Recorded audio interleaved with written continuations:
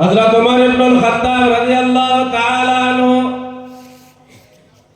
যিনি ইসলাম ধর্ম গ্রহণ করলেন, নবীজিকে হত্যা করতে আসার পথে নবীজিকে নাকি হত্যা করে দেওয়া মক্কাবাসীরা বলল এটা ওমরের দ্বারা সম্ভব, অন্য কেউ করতে পারবে না।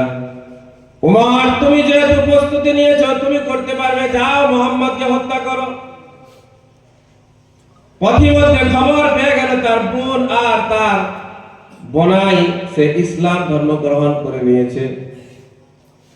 ওই সাহাবী বললেন, ওমর, মুহাম্মদুর রাসূলুল্লাহ সাল্লাল্লাহু আলাইহি ওয়াসাল্লামকে হত্যা করার আগে তুমি আগে নিজের বাড়ির খবর নাও, তোমার বোন তো ইসলাম ধর্ম গ্রহণ করে নিয়েছে।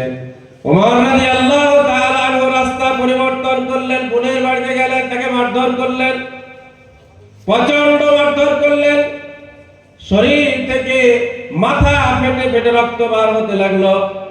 অতঃপর হযরত ওমর ইবনুল খাত্তাব রাদিয়াল্লাহু তাআলা আনহু বললেন, বোন, তুমি যে কোরআন যে কিতাবটা পড়ছিলে আমায় একটু দেখাও।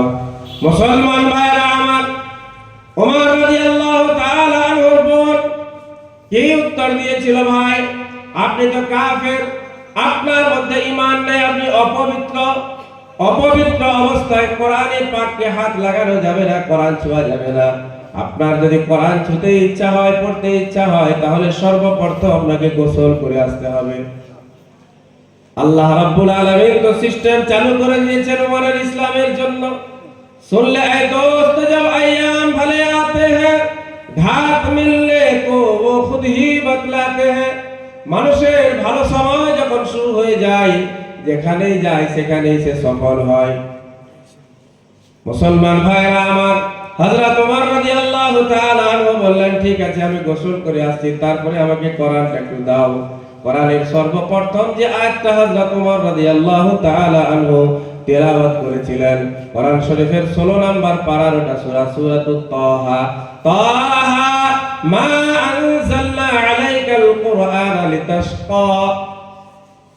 কোরআন যখন পড়লেন, হযরত ওমর রাদিয়াল্লাহু তাআলা আনহু বললেন, বোন, আমাকে এখন মুহাম্মদুর রাসূলুল্লাহ সাল্লাল্লাহু আলাইহি ওয়াসাল্লামের কাছে নিয়ে চলো, আমিও ইসলাম ধর্ম গ্রহণ করে মুসলমানের খাতায় নামটা লেখাতে চাই।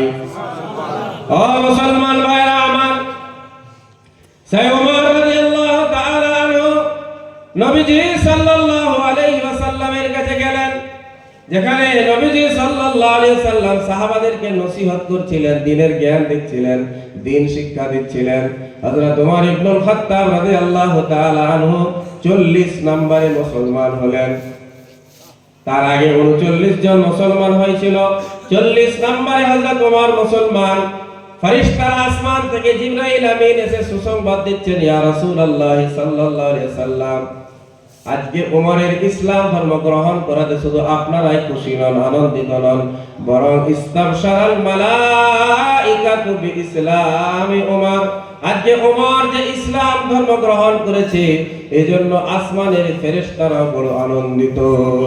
সুবহানাল্লাহ, আসমানের ফেরেশতাদের আল্লাহ ছুটি দিয়ে দিয়েছে, ওমর ইসলাম ধর্ম গ্রহণ করেছে। তো সেই ওমর একদিন নবীজিকে এসে বললেন, ইয়া রাসূলুল্লাহ, আপনাকে আমি আমার পিতা মাতা ভাই বোন আত্মীয় স্বজন সকলের চেয়ে বেশি ভালোবাসি, কিন্তু আমার জানের চেয়ে বেশি। নবীজি বললেন, ওমর, তুমি এখনো পরিপূর্ণ মুসলিম হতে পারোনি, তাহলে কিভাবে পারবো না, তোমাকে আমার ভালোবাসা তোমার হৃদয়ে তোমার প্রাণের চেয়েও বেশি হতে হবে। ওমর বললেন, ইয়া রাসূলুল্লাহ, এখন থেকে আমি আমার জানের থেকেও বেশি আপনাকে ভালোবাসি। সুবহানাল্লাহ। ওই যে সঙ্গে সঙ্গে নবীর ভালোবাসা 2 দিন পর 10 দিন পর নয়, আজ শুনলাম, আজ থেকে স্টার্ট। মাথা থেকে নিয়ে পায়ের নখ পর্যন্ত নবীওয়ালা হতে হবে। মাথা থেকে নিয়ে পায়ের নখ পর্যন্ত শরীরের একটা অঙ্গ এমন খালি নেই যে বিষয়ে আমার আপনার নবী বিশ্ব নবী মুহাম্মদুর রাসূলুল্লাহ সাল্লাল্লাহু আলাইহি ওয়াসাল্লামের তরিকা নেই।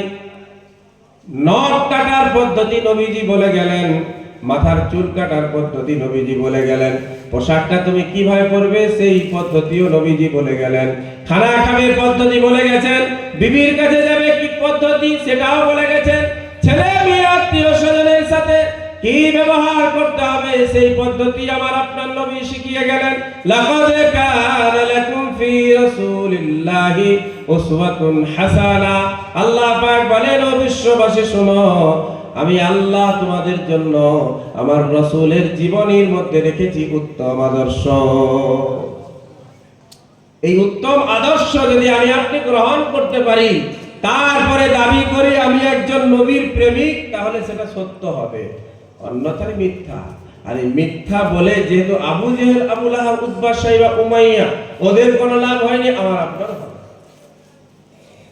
তো নবীর ভালোবাসা সর্বোচ্চ কখন প্রমাণ হবে? যখন একজন মুসলমান নামাজি হবে। নামাজ নাই, কিছুই নাই। কেউ যদি বলে যায় আছে, সে তার কাছে যাবেন, আমার কাছে কিন্তু নাই। নামাজ নাই, কিছুই নাই। নামাজ নাই, জলসা নাই। নামাজ নাই, মিলাদ নাই। নামাজ নাই, নবী দিবস নাই। নামাজ নাই, কোরআন তেলাওয়াত করিয়েছেন ঘরে, সেটাও নাই।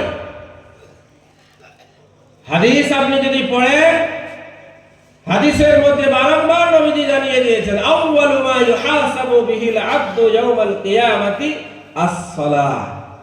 কিয়ামতের দিনে সর্বপ্রথম বান্দাকে যে বিষয়ে জিজ্ঞাসা করা হবে সেটা হচ্ছে নামাজ।